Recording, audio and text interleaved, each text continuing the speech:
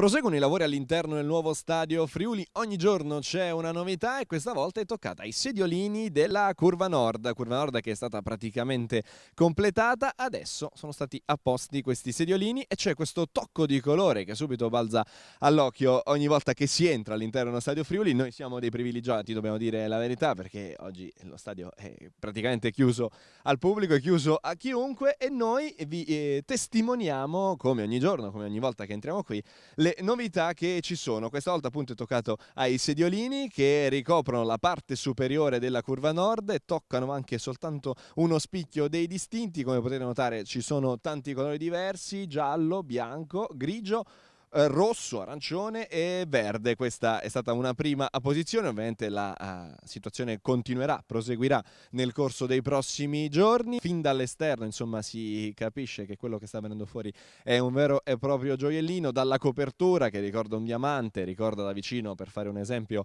più calzante, l'Allianz Arena del Bayern Monaco. La novità appunto di oggi sono dunque i nuovi sediolini, ma i lavori proseguono anche per la costruzione della curva sud.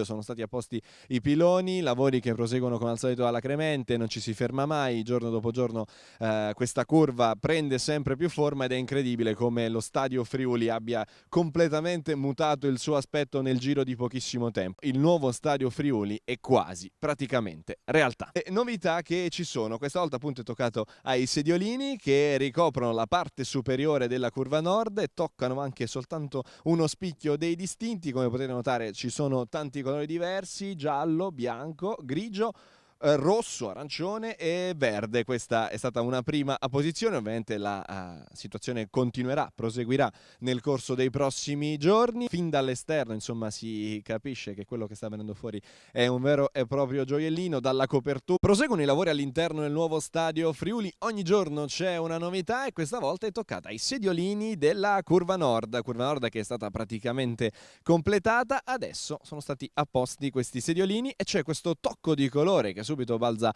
all'occhio ogni volta che si entra all'interno dello stadio Friuli. Noi siamo dei privilegiati, dobbiamo dire la verità, perché oggi lo stadio è praticamente chiuso al pubblico, è chiuso a chiunque e noi vi testimoniamo come ogni giorno, come ogni volta che entriamo qui, l'ora che ricorda un diamante, ricorda da vicino, per fare un esempio più calzante, l'Allianz Arena del Bayern Monaco. La novità appunto di oggi sono dunque i nuovi sediolini, ma i lavori proseguono anche per la costruzione della curva sud.